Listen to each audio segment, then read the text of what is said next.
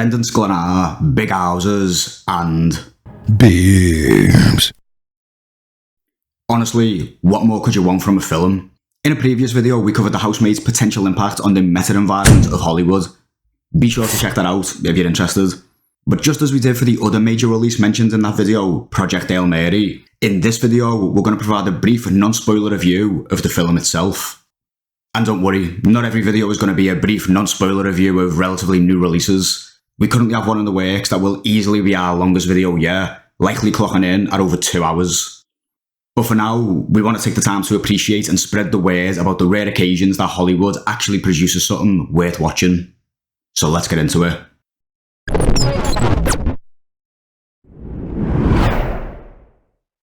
The Housemaid is a romance mystery thriller based on a best-selling book of the same name, adapted for the silver screen by writer Rebecca Sonnenschein and directed by Paul Feig, of female Ghostbusters infamy, but honestly, don't let that put you off. It follows a down-on-her-luck Sydney Sweeney who's struggling to find work, and honestly, the idea that someone who looks like Sydney Sweeney would struggle to find work in virtually any industry is probably the most far-fetched thing in this entire film. They even strap a pair of glasses on her to make her look more homely. No, anyone but her, not Janie Briggs. Guys, she's got glasses and a ponytail. But either way, she eventually strikes it lucky when she's hired as a housemaid. No, I know. I just realized I really enjoy being a housemaid. Oh boy, I usually only get this excited when they say the title of a movie in the movie. The only way for me to solve this crisis is to be Superman 4, The Quest for Peace. Oh, that's why they call it that. Unfortunately for her, all's not as it first seems, and the idyllic family life being portrayed by Amanda Seyfried and Brendan Sklenar is quickly revealed to be a facade. And things only get more twisted from there. And honestly, that's really all I want to say about the plot. As is typical for the genre of film, its intrigue stems primarily from its mystery, and so I don't want to spoil that here. What I will say is that it's about time that this kind of female-targeted thriller made a comeback. Back in the lighter times, before everything including Hollywood turned inexplicably to shit, films like Single White Female, The Hand That Rocks the Cradle, and Basic Instinct were everywhere. And if you're not convinced, these three were released in the same year of 1992. Back in the heady days when studios actually seemed to understand their audiences, they knew that having muscle-bound, gun-wielding soldiers hunt an alien would appeal to a mostly male audience, while having borderline personality women manipulate others for their own selfish gain would appeal to a mostly female audience. And guess what? There's absolutely nothing wrong with that, and everyone was happy with the films they were getting. And this is why I'm actually quite excited by the success of The Housemaid, which on a budget of around $65 million ended up grossing over $400 million at the box office, easily making it the most profitable mid-budget film in years. And this is because it's given the audience something that they haven't had and have clearly been craving. A female-centered story based both on female-centered fantasies and fears. As many of us already know, and as some of the top online media reviewers have documented in great detail for years now, despite Hollywood's pretense of empowering women, girls get it done. All they've managed to do is piss off men by stealing and bastardising their most beloved IPs, and ignoring the average woman on the street who isn't interested in becoming a boss bitch or in pretending to enjoy genres she simply doesn't like or relate to. These changes are for the sole benefit of the studios and the filmmakers to signal their luxury beliefs and show how progressively enlightened they are, ironically at the expense of giving actual real women the stories and entertainment they clearly desire and enjoy. And this then begs the question, how exactly do we U-turn this mess and give both women and women who look like men, Me? He? You, yeah. I'm a female? exactly the kind of stories they're asking for? Well, we can start by taking the advice of Henry David Thoreau. I require of every writer, first or last, a simple and sincere account of his own life, and not merely what he has heard of other men's lives. In short, write what you know, and ensure that filmmakers stay in their lane. We covered in our last video on Project Hail Mary that so many of today's filmmakers simply don't understand or appreciate the source material they're adapting.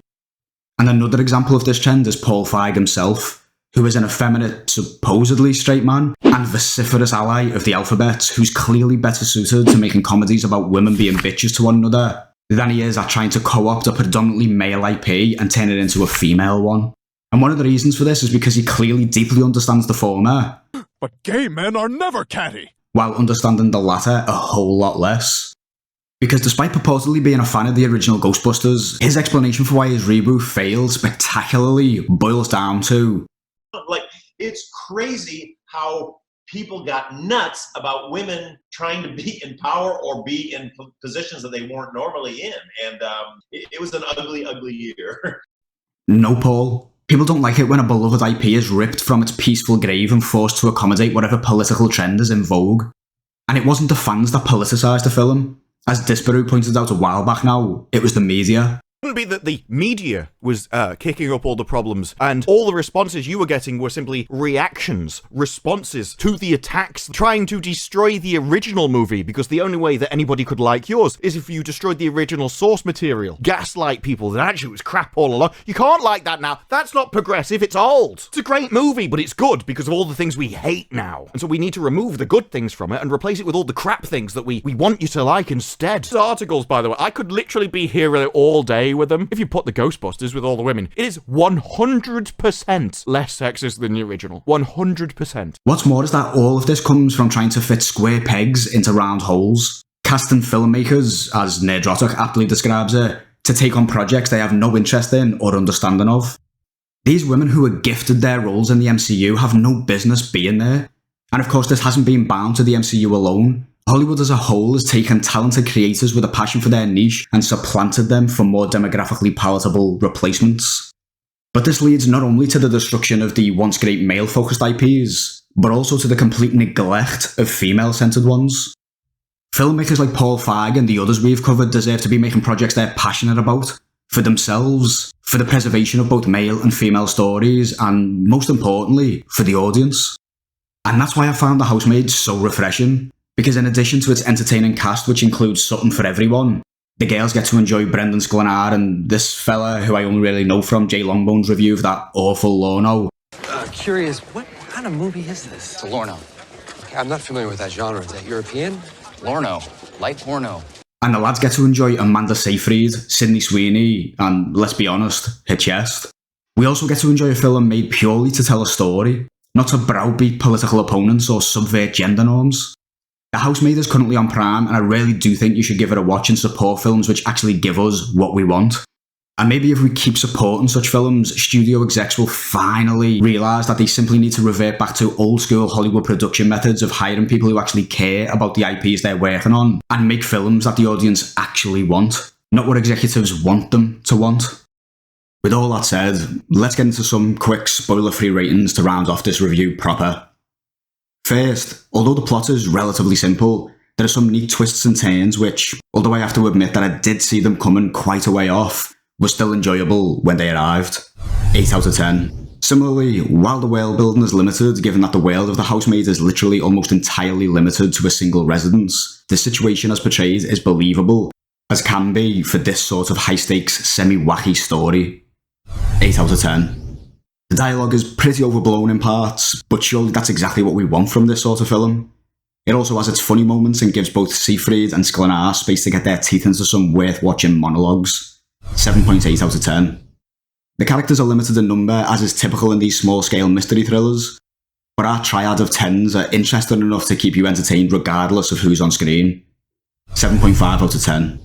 For the acting, all three are good here, but it's Sklenar and Seyfried who really stand out. As already mentioned, they each get their individual time to shine, and you can tell they're both really having fun with the role.